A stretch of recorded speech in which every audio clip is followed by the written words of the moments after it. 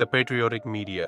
سے چل کر کے ہندوستان آئے ایک شخص، ان کا نام ہے ابن بطوطہ، اور یہاں دلی میں گورنر رہے 5 سال۔ انہوں نے اپنی کتاب میں لکھا ہے کہ جب وہ گورنر تھے تو دلی میں 27,000 مدرسہ تھا، 27,000 مدارس تھے۔ ان 27,000 مدارس میں مسلمان تو نہیں پڑھ رہے تھے، اتنی تعداد تو مسلمانوں کی نہیں تھی، تو کون پڑھ رہا تھا؟ آپ لوگوں کو ایک شخص کا نام بتاتا ہوں، بہت لمبی فہرست ہے لیکن وہ نام جو معروف ہے، ایک شخص ان کا نام ہے ڈاکٹر سچیدانند سنہا صاحب۔ ڈاکٹر سچیدانند سنہا صاحب وہ شخص ہیں جن کا پیر جواہر لال نہرو صاحب نے پٹنہ آ کر کے چھوا تھا۔ انہوں نے کہاں پڑھائی کی تھی میرے بھائیوں؟ جن کے نام پر سنہا لائبریری پٹنہ میں ہے، وہ دور حدیث یعنی بخاری شریف پڑھ کر کے نکلے ہوئے ہیں، انہوں نے مدرسے میں پڑھائی کی۔ اس ملک میں عوامی تعلیم، پبلک ایجوکیشن وقف کی زمین سے آئی ہے، جہاں سب لوگ ایک ساتھ بیٹھ کر کے پڑھ سکیں، چاہے وہ نچلا ہو، چاہے وہ اگلا ہو، چاہے وہ پچھڑا ہو، سب لوگ ایک ساتھ بیٹھ کر کے پڑھ سکیں۔ یہ کس نے بتایا؟ یہ وقت نے بتایا۔ اس سے پہلے کی تعلیم جس میں حساب بھی پڑھایا جاتا تھا، جس میں تمام سبجیکٹ پڑھائے جاتے تھے، مدرسے کا مطلب ہے اسکول، اس اسکول میں تمام لوگوں کو عوامی تعلیم، پبلک ایجوکیشن فری مفت میں کس نے دی؟ وقت کی جائیدادوں نے، کسی اور نے نہیں دی۔ تو میں نے آپ کو بتایا پینے میں وقت نے برابری سکھائی، کھانے میں وقت نے برابری سکھائی، تعلیم میں وقت نے برابری سکھائی۔ اب میں آپ کو بتاتا ہوں صحت کے بارے میں۔ جتنے بھی ہاسپٹل قائم ہوئے خلافت کے وقت میں اور اس ملک میں، وہ سب کے سب وقت کی جائیداد پر بنے۔ اس زمانے میں ان کو مستشفیٰ کہا جاتا تھا، اس زمانے میں ان کو مطب کہا جاتا تھا۔ اس مستشفیٰ میں، اس مطب میں یعنی ہاسپٹل میں اور کلینک میں جو علاج ہو رہا تھا وہ مفت ہو رہا تھا، کسی سے پیسہ نہیں لگ رہا تھا، کیونکہ وہ وقت دے رہا تھا۔ اور وہاں علاج پوچھ کر کے نہیں کیا جاتا تھا کہ تم دلت ہو، مہا دلت ہو، ہندو ہو، مسلمان ہو، سکھ ہو، کرسچن ہو، پادری ہو، عیسائی ہو، کیا ہو، جو آ رہا ہے سب کا علاج ہو رہا ہے۔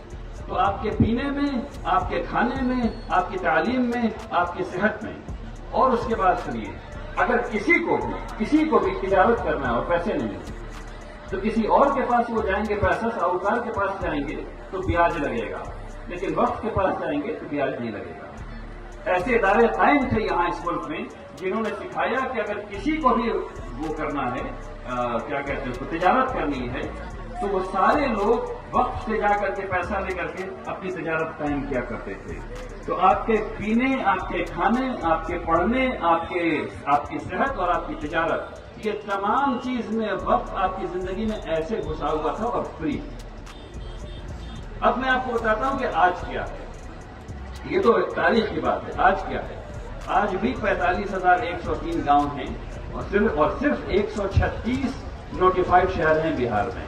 ان 45,103 گاؤں میں جو لوگ مزدور کام کر رہے ہیں کھیتوں میں، وہ اکثر آپ دیکھیں گے وہ جس کنویں سے پانی پی رہے ہیں، اس کنویں کو جو کھودا گیا ہے وہ وقف کی زمین پر ہے، اور کنواں وقف کیا ہوا ہے سب لوگوں کے پانی پینے کے لیے۔ آج بھی آپ خانقاہوں میں جائیں گے، آج بھی وہاں لنگر موجود ہے، اور آج بھی وہاں سب لوگ ایک ساتھ بیٹھ کر کے کھانا کھا رہے ہیں، برابری کے ساتھ دال روٹی کھا رہے ہیں۔ آپ کو اس سے اہم بات بتاتا ہوں، بنگال میں، تامل ناڈو میں، کیرلا میں، مہاراشٹر میں، گجرات میں، اس ملک کے ہر ایک صوبے میں ہزاروں اسکول ایسے ہیں، primary school, middle school, high school, جو وقت کی جائیداد پر بنے ہوئے ہیں۔ میں حیدرآباد گیا، جس آڈیٹوریم میں میرا لیکچر رکھا گیا تھا وہ پورا کا پورا کمپلیکس وقت پر بنا ہوا تھا۔ اب ان تمام وقت کی جائیداد پر جو اسکول بنے ہوئے ہیں وہ اردو اسکول نہیں ہیں، وہ تامل زبان کے اسکول ہیں، وہ بنگالی زبان کے اسکول ہیں، وہ مراٹھی زبان کے اسکول ہیں۔ میں گیا بامبے اور میں نے دیکھا کہ ایک روڈ کے اس طرف مرد بچوں کا اسکول ہے اور اس طرف بچیوں کا اسکول ہے، اس میں 3,000 بچے اور اس میں 3,000 بچیاں مراٹھی زبان کا اسکول، اور وہاں مراٹھی زبان میں تعلیم ہو رہی ہے۔ تو اب یہ بتائیے کہ اس اسکول میں پڑھ کون رہا ہے؟ آج اسکول میں کون پڑھ رہا ہے؟ آج اس اسکول میں کم سے کم 88 سے 98% بچے غیر مسلم پڑھ رہے ہیں۔ میں آپ کو صرف بہار کی بات بتا دیتا ہوں۔ بہار میں نے ایک دفعہ یہ سوچا کہ مولانا مظہر الحق یونیورسٹی کہ جتنی بھی بی ایڈ کالجز ہیں، آج کریز کیا ہے، سب کو بی ایڈ کرنا ہے اور سرکاری نوکری چاہیے ٹیچر والی، سب لوگ کو. تو میں نے کہا بھائی ذرا لسٹ لے کر کے آؤ کہ کتنے بی ایڈ کالج ہیں جو افیلیٹڈ ہیں مولانا مظہر الحق یونیورسٹی سے. تو پتا چلا 32 کالجز ہیں. میں نے کہا اس میں فہرست لائیے کہ اسٹوڈنٹ کون کون ہیں. تو پتا چلا کہ کم سے کم 85% بچے اس میں غیر مسلم ہیں اور زیادہ سے زیادہ 98%. یعنی وقت کی جائیداد پر چلنے والے مسلمانوں کے ذریعے چلائے جانے والے ایک کالج میں 100 سیٹ میں 98 غیر مسلم بھائی پڑھ رہے ہیں. اور ہم لوگ اس بات کو اپنے بھائیوں کو نہیں بتا رہے ہیں. ہم لوگوں کو پتہ ہی نہیں کیسا ہو رہا. رحمانی ہیلتھ کیئر کیمپ چلتا ہے، اس میں 5000 کیٹریکٹ سرجری ہوتی ہے. اس 5000 کیٹریکٹ سرجری میں 88% غیر مسلم بزرگ ہیں. 88% غیر مسلم بزرگ ہوتے ہیں ہر سال.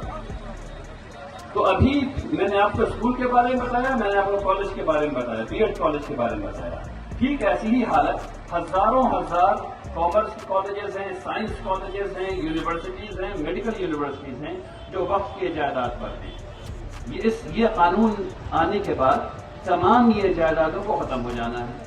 اس کے بعد جو نقصان مسلمانوں کا ہونا ہے وہ جائیداد کا ہونا ہے، جو غیر مسلموں کا ہونا ہے جو زیادہ ہے وہ سروس کا ہے. اب وہ بی ایڈ کر کے ٹیچر نہیں بن سکتے، اب وہ بی ایڈ نہیں کر پا رہے، اب وہ کامرس پڑھ کر کے سی اے نہیں بن پائیں گے، اب وہ سائنس نہیں کر سکیں گے، اب وہ ہائر ایجوکیشن میں نہیں جا سکیں گے.